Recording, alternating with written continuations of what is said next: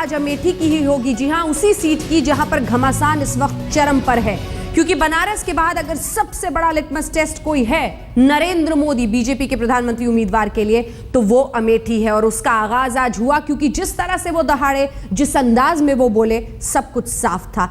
जो सीट कांग्रेस का गढ़ मानी जाती रही है, उस सीट का संग्राम कठिन दिख रहा है।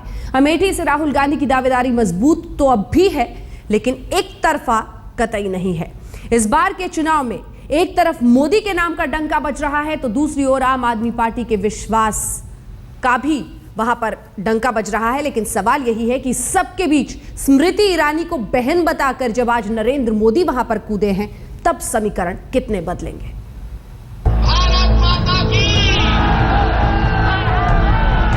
ऐसा कम होता है, बहुत कम, लेकिन ऐसा हो रहा है।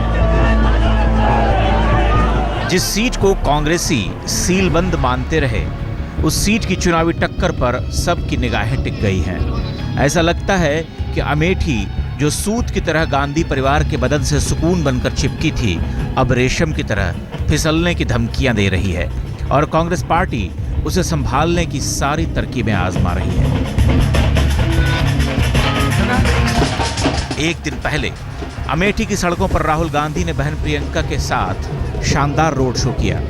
प्रियंका उनके लिए लगातार वोट मांगती रही और चुनाव प्रचार के आखिरी दिन बीजेपी के प्रधानमंत्री पद के उम्मीदवार नरेंद्र मोदी हाजिर हो गए। जब अमेठी से सब बोल चुके, तब मोदी ने बोलना शुरू किया। स्मृति ईरानी के लिए वोट मांगा तो डंके की चोट पर, अपने नाम पर। मेरे प्रतिनिधि के नाते मेरी छोटी बहन को आपके पास छोड़ता हूं। आपके सुख दुख की चिंता वो करेगी, आपको कभी कमी महसूस नहीं होने देगी। आपकी अपनी बहन जितने आपका ख्याल रखती है, उससे ज्यादा ये मेरी छोटी बहन आपका ख्याल रखती है। कांग्रेस पार्टी ने पिछले दिनों के हालात देखे तो विश्वास खिसकने लगा। देखा कि अमेठी वो नहीं रही जो 5 साल पहले थी। एक तो मोदी नाम की हवा बह रही है, दूसरा आम आदमी पार्टी का पदार्पण हो गया है। एक दीवाना घर घर जाकर दिलों में जगह बनाता चला गया है। अमेठी 7 तारीख को मतदान करेगी और जैसी संभावना है मतदान आम आदमी पार्टी के पक्ष में होगा। लेकिन अगर बिना मतदान के निर्णय लिया जाए तो जिसे शब्द में उम्मीदवार कहा जाता है, अमेठी में उम्मीदवार मैं ही हूँ, क्योंकि अमेठी को उम्मीद मुझसे ही है। अमेठी की उम्मीद राहुल गांधी से टूट चुकी है, बाकी कोई प्रत्याशी रेस में है नहीं। यहाँ सोनिया को अपनी चुनावी चाल बदलनी पड़ी। जहाँ पुरुषार्थ काम नहीं आता, वहाँ भावुकता काम कर जाती है। सो सोनिया ने अमेठी से रिश्तेदारी का पुराना रास्ता खोजा और उस रास्ते पर एक मुफीद पड़ाव देखकर राहुल को वहाँ बिठा दिया। मैंने भी उसी परंपरा को निभाते हुए 2004 में अमेठी को अपना बेटा दिया। राहुल ने आपके साथ मिलकर पूरी मेहनत और लगन के साथ काम किया। बहन प्रियंका मां के लिए वोट मांगने की जिम्मेदारी निभाने के बाद भाई का पथ प्रशस्त करने आई। जहां राहुल की तारीफ करनी थी, वहां तारीफ की। जहां सबसे बड़े बैरी की निंदा करनी थी, वहां निंदा की। जहां भावुकता भरनी थी, वहां वेशभूषा से लेकर भाषा तक में भावुकता ले आई। राहुल जी के लिए प्रेम है और परिवार के एक एक सदस्य के लिए बहुत प्रेम है। मेरे पिताजी आपके सांसद होते थे। जो बुजुर्ग यहाँ बैठे हैं उनसे मिले होंगे, उन्हें अच्छी तरह याद होगा।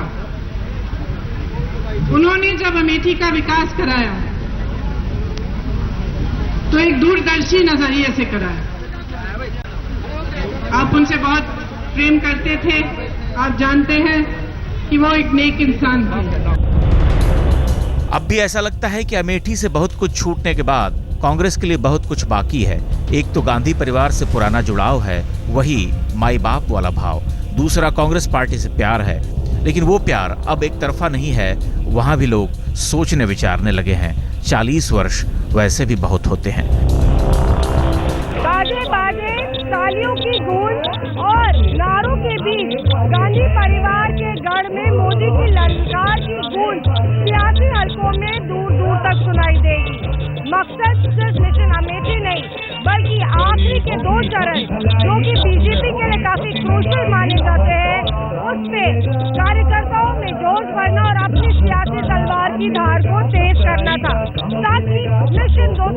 बढ़त हासिल हो सके। अमेठी से मौसमी सिंह और कुमार विक्रांत के साथ आज तक ब्यूरो। बनारस की लड़ाई तो अपनी सीट की लड़ाई है, लेकिन नाक की लड़ाई शायद अमेठी में ही लड़नी पड़ रही है नरेंद्र मोदी को। देश भर में हवाई चुनावी रैलियां कर रहे नरेंद्र मोदी अमेठी से दूर रहे अभी तक। जब वहां से चुनाव प्रचार का आखिरी दिन आया तो मोदी आए, एक ही दिन में सारी कसर पूरी करने की कोशिश की। मोदी की रैली में भीड़ तो अच्छी खासी जुटी थी, लेकिन इस भीड़ का स्वभाव कोई नहीं बता सकता। मैं तो केवल धन्यवाद देना चाहता हूं। शायद राहुल गांधी अब अमेठी को लेकर आश्वस्त हो चुके हैं कि प्रचार के आखिरी दिन अमेठी से निकलकर उत्तर प्रदेश के दूसरे लोकसभा क्षेत्रों में जा पहुंचे और उनके धुर विरोधी नरेंद्र मोदी ने अमेठी तक अपनी आवाज पहुंचाने के लिए प्रचार का आखिरी दिन, आखिरी पहर चुना।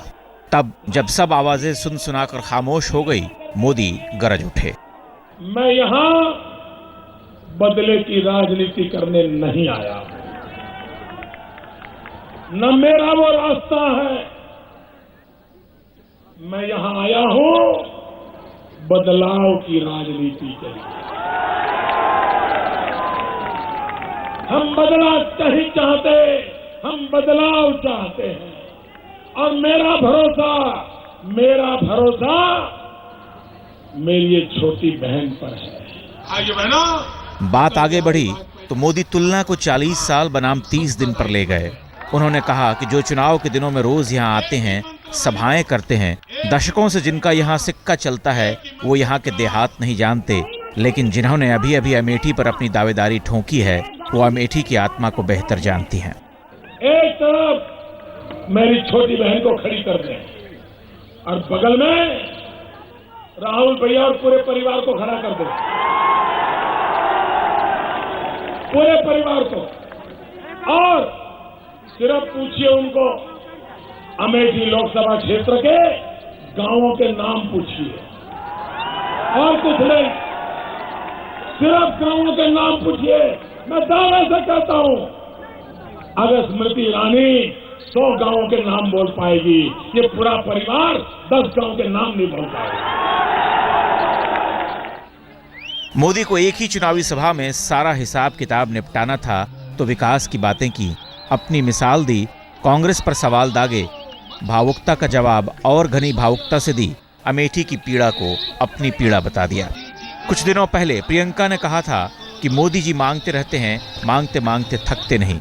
मोदी ने भीख को अधिकार में तब्दील कर दिया। बोले, कांग्रेसी राज में सब कुछ लुट गया तो मांगना जरूरत है।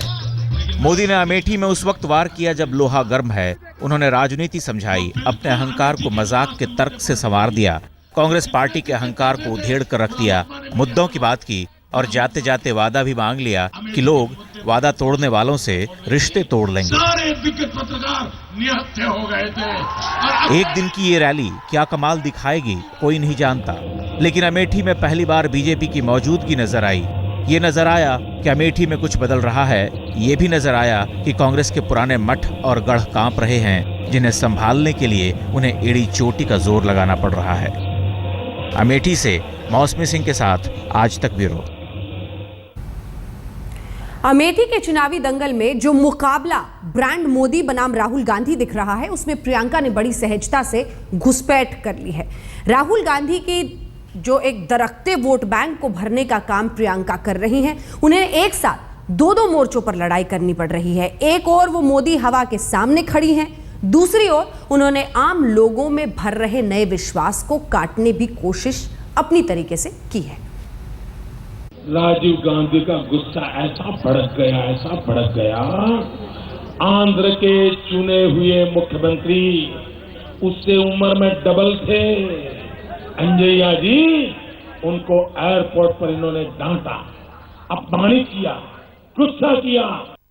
ये आरोप का प्रत्यारोप था। पिछले दिनों अमेठी में ही प्रियंका वाड्रा ने कहा था कि देश नकारात्मक राजनीति से नहीं चलता, गुस्से की राजनीति करने वालों को देश नकार देता है। तो नरेंद्र मोदी ने कांग्रेस के क्रोध को कालखंड में बांटकर बताया और सबसे सौम्य समझे जाने वाले राजीव गांधी को ही कटघरे में खड़ा कर दिया। मोदी के इस बयान पर प्रियंका बिफर पड़ी। उन्होंने कहा, नरेंद्र मोदी ने अमेठी की धरती पर खड़े होकर मेरे पिता की शहादत का अपमान किया है। अमेठी की जनता उन्हें जवाब देगी। दरअसल प्रियंका ही कांग्रेस की वो कद्दावर प्रचारक साबित हुई हैं जिन्होंने मोदी की आक्रामक चुनावी रैलियों के बरक्स राहुल गांधी और सोनिया गांधी को ताकत दी है। प्रियंका जब से चुनाव प्रचार में आई हैं तब से कांग्रेस की धार थोड़ी तेज हो गई है।